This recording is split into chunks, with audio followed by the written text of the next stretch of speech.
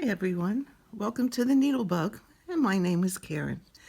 Thanks for joining me again on my channel for another Stitch With Me video. I decided in the Friday Off the Grid Stitch Along group that I would name this my Stitch Alongs Come As You Are Slumber Party. So thought that was kind of nice, since some of us stitch more or longer on Friday nights than just midnight, so we can all get together and have a slumber party. And hopefully enjoy some more stitching together. I'd like to welcome everyone back that has been subscribing to my channel, and also welcome all the new people that have subscribed. I really was amazed at all the number of people that have subscribed to this channel, and I do thank you very, very much for that.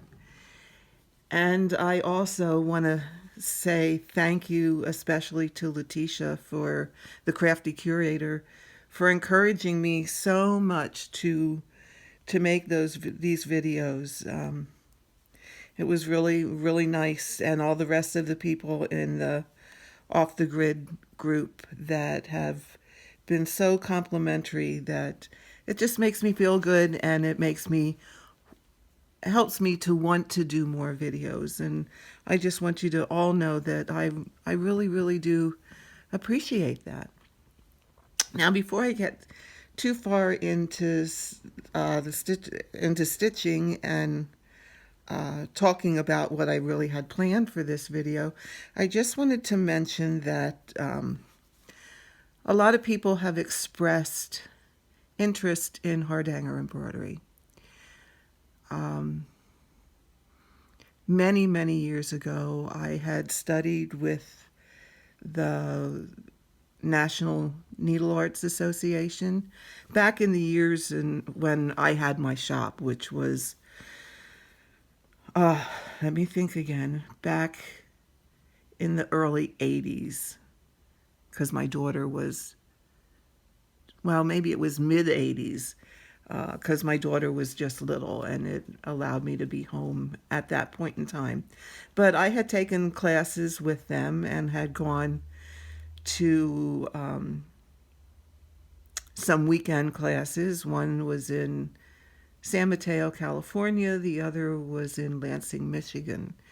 And then, unfortunately, before I was able to get my teacher certification through them, they had discontinued the counted thread classes, which was rather unfortunate. But I had a mentor, and I had studied with her for the best part of 3 years.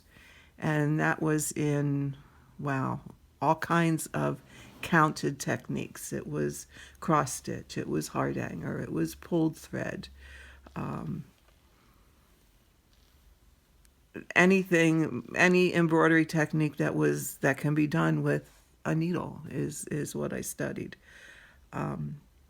So because there seems to be an interest in Hardanger, I thought I would do a series of videos in order to teach that technique. I had had some videos up at one time before that were not real intense, so to say, or didn't have as much explanation in as maybe they should have, because they were to supplement a class that I was teaching at the time. No longer teaching that class because, unfortunately, the shop that I was teaching at closed because the owner moved to Maine. So I ended up taking those videos down. But I am more than happy and willing to make new videos, of which I am in the process of doing. I just had to order a couple of things that should be here the beginning of next week, and then I will start to make those videos, and I'll do them in segments. I'll break it down so that it's really like one step at a time, and you can work your way through them at your leisure. And what I plan on doing is I have a a chart that is a freebie that I got somewhere that we'll be using for the class.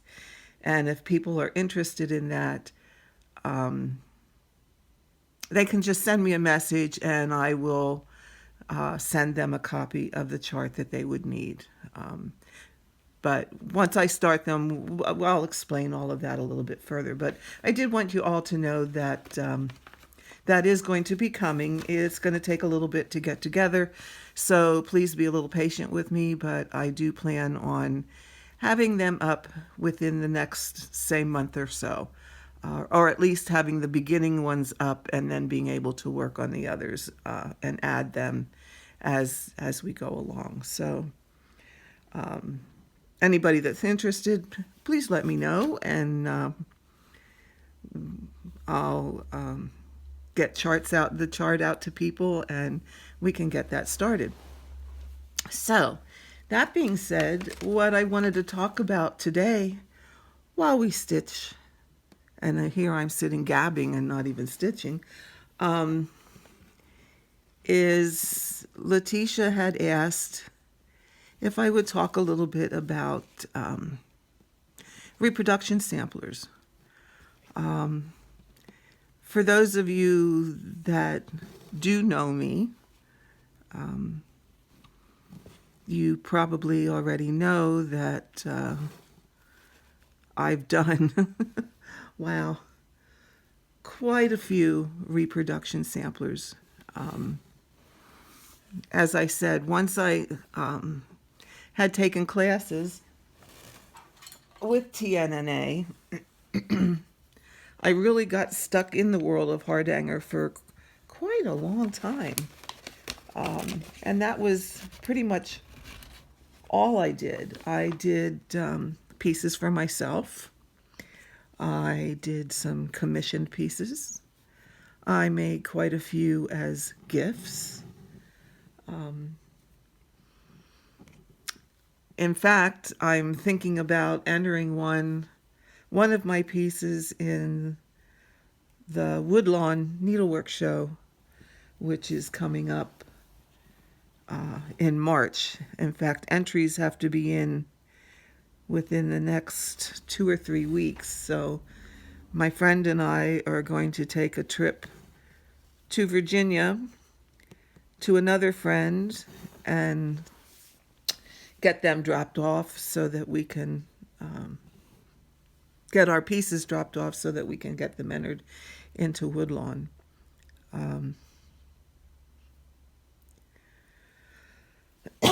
Excuse me. So I did do Hardanger for, wow, a long time. And it was only around, 2004, maybe 2005, that I really got back into doing samplers. I've always been drawn to samplers. They've always been my first love. I live in an old farmhouse. This house was built in the very late 17 or early 1800s. We don't have an exact date, but the original part of the house was an old log cabin. And it was since remodeled and since added on to, and actually when we bought it, and we live here, oh wow, makes me feel old, 37 years now. It's the first time that it was out of the original family that had built it. So we felt very fortunate to be able to buy this house and live here. So it's very conducive to decorating with samplers.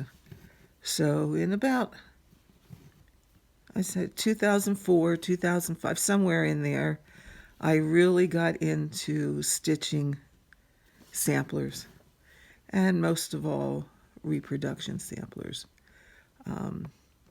They all have stories behind them. I really didn't get much into the history of them. I mainly picked out what I wanted to stitch because I liked it. I not one that can stitch something that I don't like. I have to like it and love it to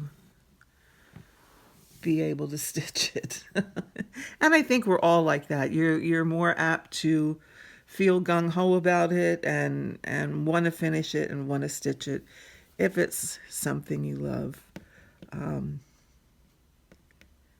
So since that time, since about 2005, I've stitched in the neighborhood of 40 samplers.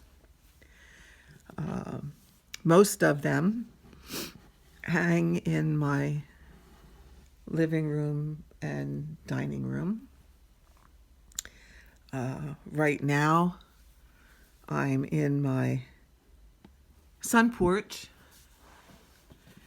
and actually we converted my sun porch. It's actually my craft room, so all of my cross-stitch supplies or any needlework supplies are over here.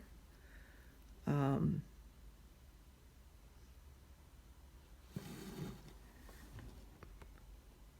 me while I get the right place to park this thread. All of my supplies are kept over here, so, and my stand is over here, and I would love to have it in the living room, but because I do stitch in both places, I stitch here during the day and I stitch in the living room in the evening watching TV with my husband. Really, I should have two stands. This stand happens to be my favorite one. It's a Monarch cross-stitch stand. And I absolutely love it. It is and I've owned many stands over the years, but this is the one that I absolutely just love and works the best for me. But anyway, went down that rabbit hole. 43 samplers is what I've stitched over the years. At the end of this video, I will add pictures of the samplers I have done with the names of each one. Or at least most of them. I'm sure I left out a couple. But they were all a joy to stitch. Just for some of the types of samplers I've stitched, I have done a lot of, and you'll see I've done a lot of Quaker samplers.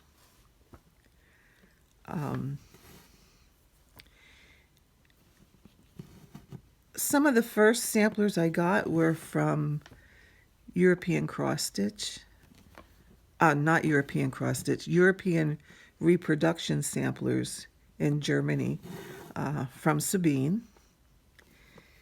And what I did, and I had a friend that I was stitching with at the time, and we stitched a lot of the samplers that I have done, we stitched together. But what we would do is, Sabine was pretty much just starting out her own website. She had been reproducing samplers and had them on a website in conjunction with Ute Shear of Historic Stickmeister, I think is how you say it.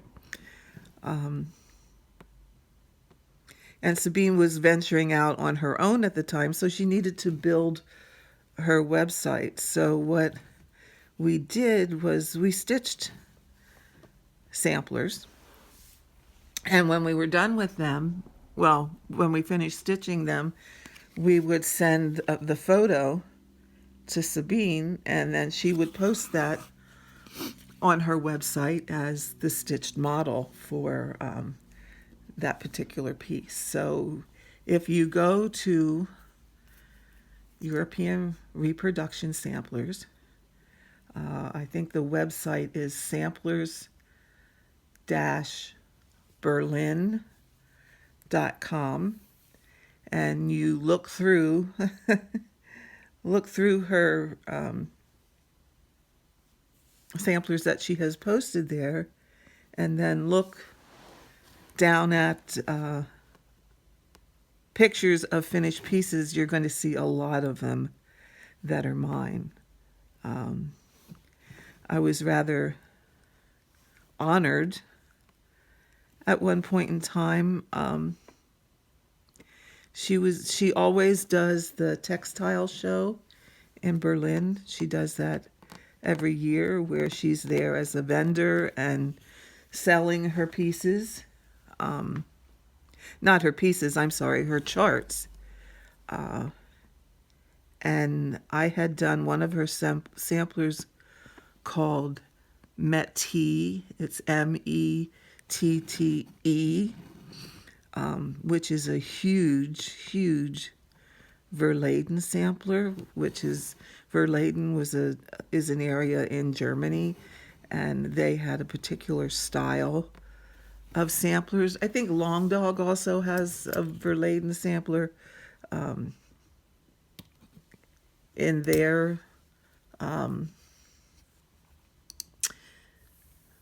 among their charts. There was also one in Sampler and Needlework Quarterly at one point in time, before they so unfortunately decided to stop publishing. But I have done several. I think, let me think, 4, 5, 6, probably about 6 Verladen samplers, and Mettee and Metta, Metta, are two of the largest ones I did. And Sabine had asked me if I would be willing to send Mettee, Mettee, to her, that she could use it to display in the show. So that sampler made its way to Germany and spent a little time there visiting and getting oohed and awed over, and then came back to me. So it was a little, I'm going to be honest, it was a little scary. When your work is traveling by mail, God forbid it would have gotten lost, because that piece took me 6 months of stitching and nothing but stitching on that. I didn't work on anything else, strictly stitched on that for a full 6 months. And when you see it in the slideshow, you'll probably say, oh my goodness, how did she finish that in 6 months? Well, I stitch a lot. I'm not that fast a stitcher. However, I do stitch a lot. Even when I was working, that was, come home, have supper, clean up supper, and I sat and stitched the rest of the evening. Weekends, I did what I had to do and stitched the rest of the time. So when I say stitching is my passion, it's more than just my passion. It really is my life. I love it. I feel lost if I'm not stitching. I don't know, my hands just want to make this stitching motion all the time. I love it. So that was that little adventure that one of my pieces has taken. You'll also see in that slideshow, my first grandson was born.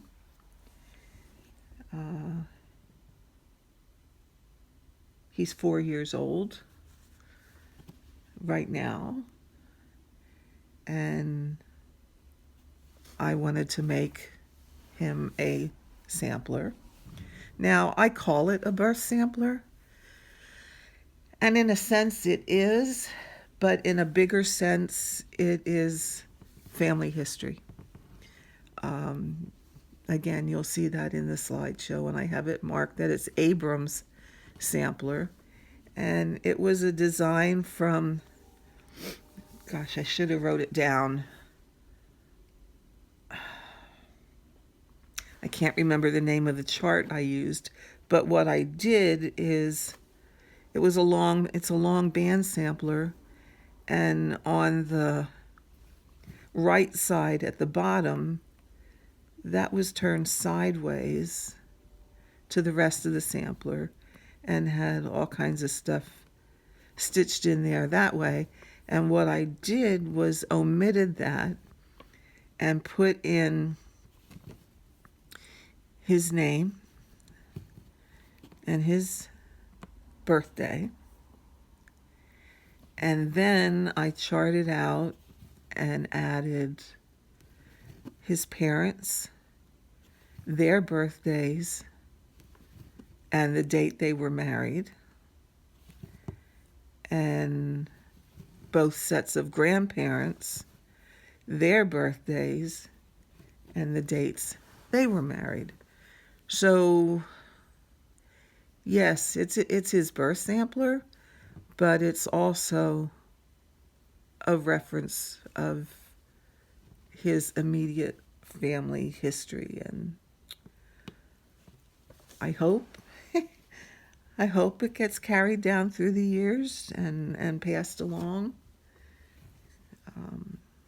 We shall see, but it's something that I dearly wanted them to have, so that's in the pictures at the end. I also made one for my granddaughter. She will turn 3 the end of February. She's a little whippersnapper. Hers is a little bit different. Hers I took, let me think. I took the border from Scarlet Letters, the tablet sampler. And then, 1, 2, 3, 4. 1, 2, 3. Pardon me, I have to count here a minute till I get these threads in the right place. And then I took another Scarlet Letter chart. If I remember right, it was Catherine Metcalf. And in the middle of, and in that, there was a scene with a house and a pond and some animals. So what I did is at the top of the piece, I put again all the same information as I did on Abrams. So I put her name, Imogen Glenn, and her last name, the date she was born, sister of Abram, or did I just put brother and then Abram and his birthday? And then underneath that, I put the parents and all the grandparents as I had done on Abram's sampler. And then in the area that was left, pardon me, I did the house with the pond and the animals and what have you. So it turned out, I think, fabulous. Now, what I forgot to tell you is Abram's sampler I entered in Woodlawn 2 years ago.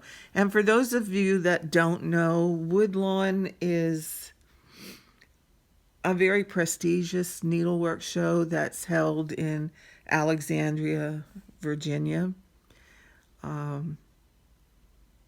oh gosh, I can't remember the name of the house that it's in, but it's right near where the Frank Lloyd Wright house is in Alexandria. Nellie's Needlers is the EGA group that sponsors it. I think it's Nellie's Needlers.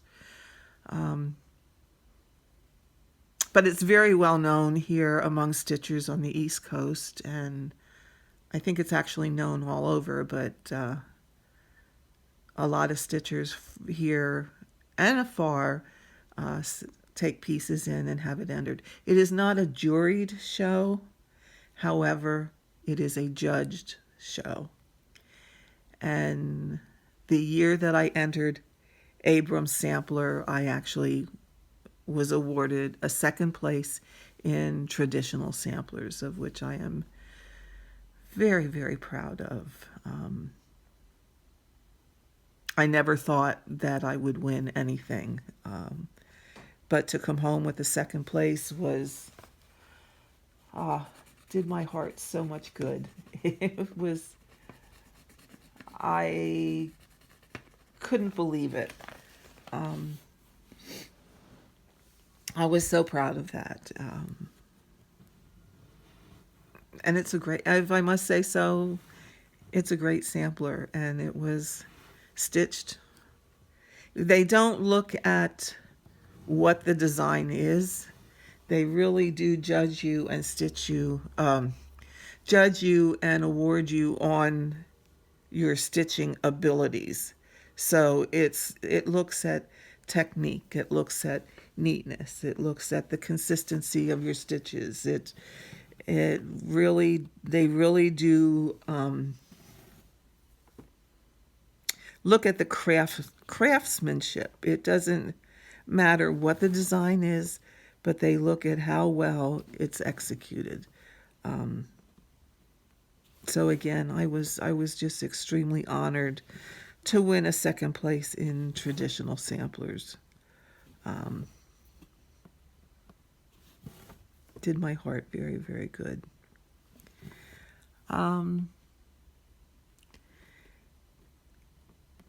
My other pride and joy is, in all honesty, with all the samplers I've stitched, you run out of space. My living room walls are full, and I've added some pictures of that also in the little film strip at the end of what they all look like hanging on my walls. You run out of place. I'm just don't have any other place to put them. So I had about 16 that were over here in my craft room in a basket. And they were there for such a long time. And I'm going, oh, I really need to do something with these, but I just don't know what. So I was talking with some friends, and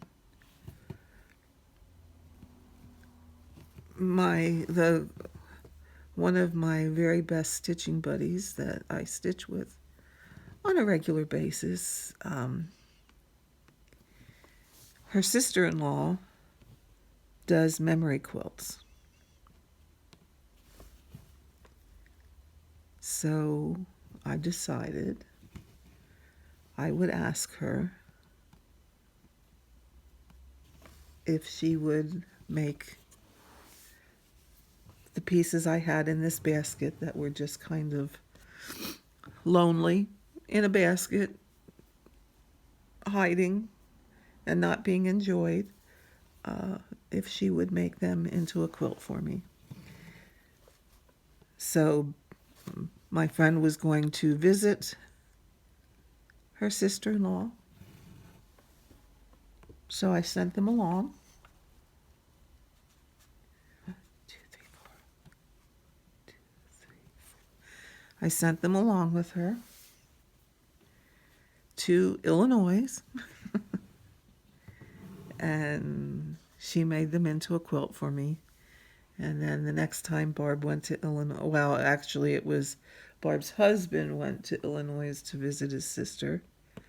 He brought it along back. And I could have cried when I saw it. It's just gorgeous. I love it. It's a pride and joy. In fact, I said to my daughter, I don't care what you do when I'm gone with any of my other pieces, but this you better keep. And it's just it's just gorgeous. I just can't say enough. I love it. And I no longer have any animals in the house. My cats are gone, and everybody can't believe that I do this, but it actually, because all my other samplers are hanging in the living room and in a dining room, which is attached to that, my quilt is on the back of my sofa. It's just my husband and I. If we're having company, yes, I move it so that it doesn't get sat upon and all messed up, but it is on the back of my sofa. And my thought to that is there's so much work in that piece, or in those pieces. They hid in a basket for several years before anything was done with them. I want them out where I can enjoy them and not hidden somewhere or folded and in a blanket chest for no one to see. I mean, we do these things so that we can enjoy them. I mean, I don't stitch so that everything can be hidden away. I stitch so that it can be put out and enjoyed. So that's where it is, and that's one of my favorite pieces. So we're already at 32 minutes. I don't know what else. I can't think of what else I can tell you about reproduction samplers other than every one of them was a joy to stitch, and truly the one I was stitching was my favorite. I love them all and I enjoy them all, and it's fantastic being able to be in my house and look at my walls and see everything that I spent so much time on and worked. Well, I'm not going to say it was hard work, because it wasn't hard. It was just time consuming, but time that I loved every minute of. So, with that, folks, I think I rambled on long enough, because I have already made the segment that shows all my pieces, and I think it may be 10 minutes or maybe even 15 minutes long. So I'm going to end it here. And once again, Letitia, thank you so much for your encouragement. It has been a pleasure communicating with you the few times that we have, and I so enjoy your videos.